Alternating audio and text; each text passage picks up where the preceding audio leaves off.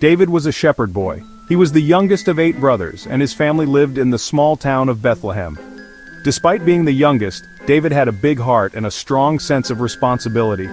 Every morning, he would rise with the sun, ready to take on the day's tasks with enthusiasm and dedication. He lived in the land of Israel a long, long time ago. The land was filled with rolling hills, lush pastures, and clear streams. It was a beautiful place, but it was also a land where dangers lurked. Wild animals roamed the countryside, and David had to be ever vigilant to protect his flock. David spent his days watching over his father's sheep. He knew each one by name and cared for them deeply.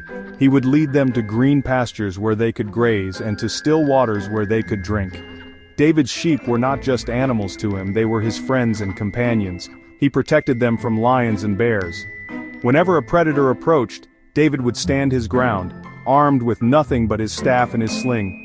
He had faced many dangers, but his courage never wavered. He knew that his sheep depended on him, and he was determined to keep them safe, no matter the cost. David was small, but he was brave.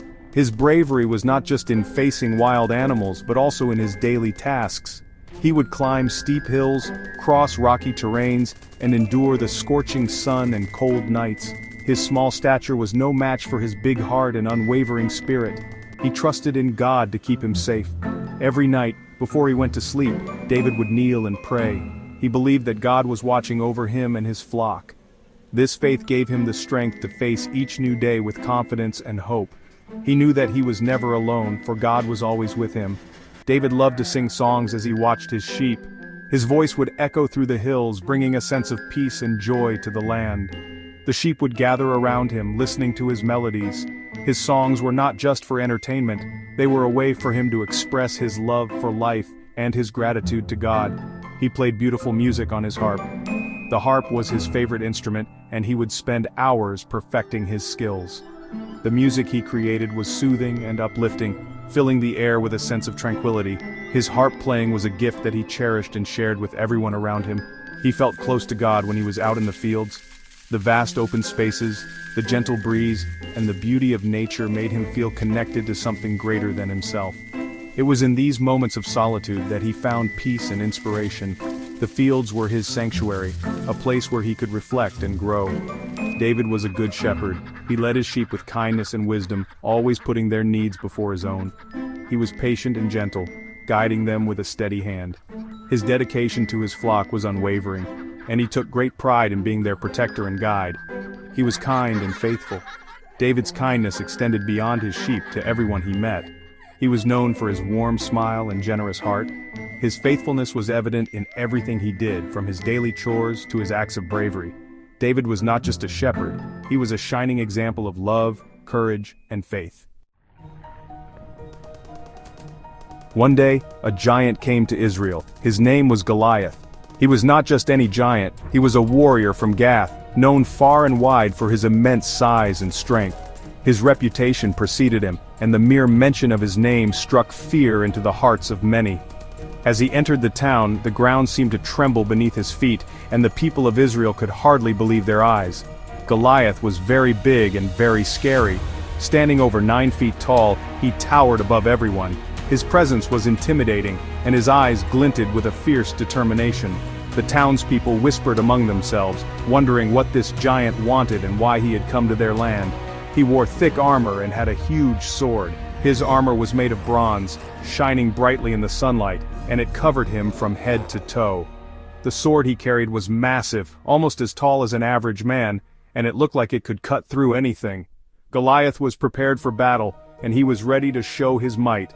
Goliath shouted to the Israelites. His voice boomed across the valley, echoing off the hills and reaching every ear. It was a voice that demanded attention, a voice that could not be ignored. "I challenge you to a fight!" he roared. His challenge was clear and unmistakable.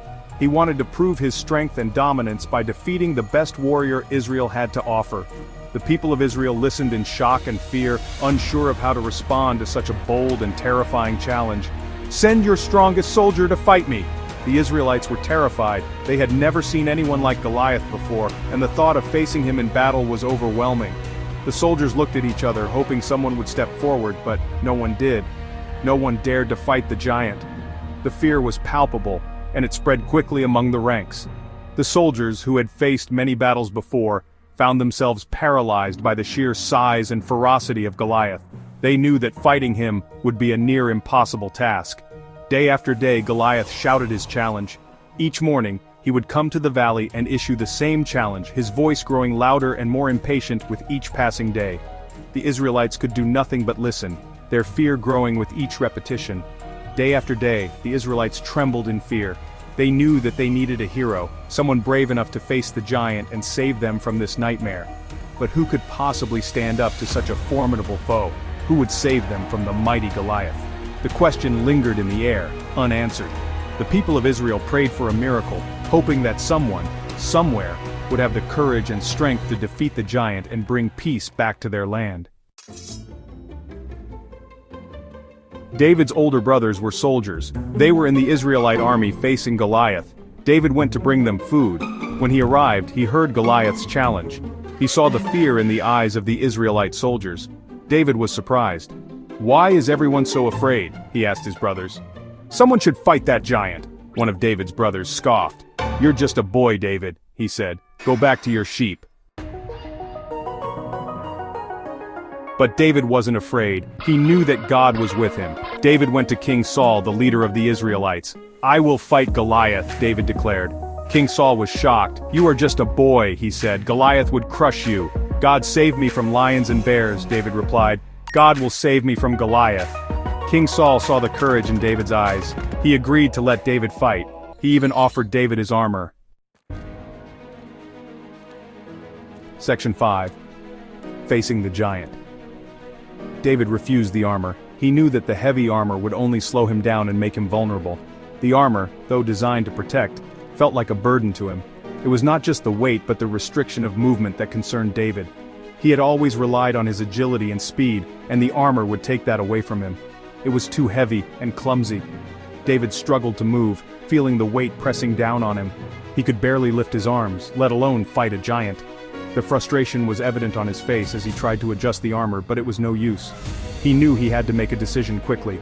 He took his shepherd's staff, his sling, and 5 smooth stones. These were the tools he was familiar with, the ones he had used countless times to protect his flock. Each stone was carefully chosen, smooth and round, perfect for his sling. The staff, a symbol of his shepherd's life, was a reminder of the strength and courage he had developed over the years. Then, he went to face Goliath. The giant stood tall and imposing, a figure of fear and intimidation. But David walked with purpose, his heart filled with determination. Every step he took was a step of faith, believing that he was not alone in this battle. The distance between them seemed to shrink as David's resolve grew stronger. Goliath laughed when he saw David. The sight of a young shepherd boy coming to fight him was amusing to the giant. He couldn't believe that this was the best the Israelites could send. His laughter echoed across the battlefield, a sound meant to belittle and intimidate. But David remained unfazed. "What are you going to do with a sling?" he boomed. Goliath's voice was thunderous, filled with contempt and arrogance. He saw the sling in David's hand and mocked him, thinking it was a child's toy. The giant's anger grew as he realized that David was serious about fighting him. "Come here, and I will feed you to the birds." David wasn't afraid. His confidence was unshaken, his faith unwavering. He stood tall, looking up at the giant with a determined expression. David knew that this battle was not just physical but spiritual. He was fighting for more than just his own life. He was fighting for his people and his God. He knew that God was with him. This knowledge gave him strength and courage. The presence of God was like a glowing aura around him, filling him with peace and confidence. David's smile was not one of arrogance but of assurance. He believed that with God on his side he could overcome any obstacle. "You come against me with a sword!" David shouted, his voice clear and strong. The words were not just a declaration but a challenge. He wanted Goliath to understand that this battle was not about physical strength or weapons, it was about faith and the power of God. "But I come against you with the power of God." David's confidence was evident as he pointed to the sky, acknowledging the true source of his strength. This was not just a fight between a boy and a giant, it was a testament to the power of faith and the belief that with God, all things are possible. Section 6. A Sling and a Stone. David ran towards Goliath. He put a stone in his sling and swung it with all his might. The stone flew through the air and hit Goliath right between the eyes. Goliath stumbled and fell to the ground with a thud. The giant was defeated. The Philistines, Goliath's army, were shocked. They turned and ran. The Israelites cheered. David had saved them. He had shown great courage and faith. Section 7. The Giant Falls. David ran to Goliath and took the giant's sword. He used it to cut off Goliath's head. The battle was over. David had won. The Israelites were safe. David returned to King Saul a hero. He had faced his fears and trusted in God. David's courage and faith had saved the day. Section 8. A lesson in courage. The story of David and Goliath teaches us that even when we are afraid, we should trust in God. David was small, but he had big faith. He knew that with God's help, he could do anything. When we face challenges in our lives, we can remember David's story. We can be brave like David and trust that God is with us. Section 9. A timeless tale. The story of David and Goliath is still important today. It reminds us that it's not our size or strength that matters, but the size of our faith. When we trust in God, we can overcome any obstacle. So be brave, have faith, and remember, even little guys can do big things. The end.